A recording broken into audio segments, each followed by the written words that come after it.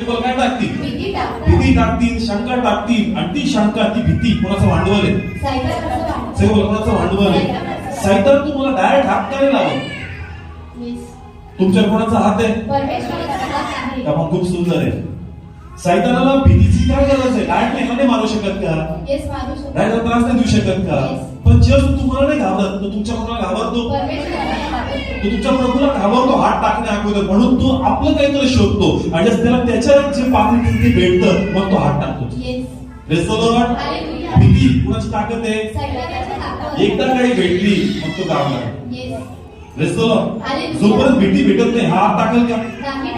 नाही टाकू शकणार का? तुमच्या कोणाचा हात? परमेश्वराचा हात आहे. पण भीती जसं आली मग त्याला जागा भेटते काम करायला. म्हणून तुमची भीती कोणाला वाव देती?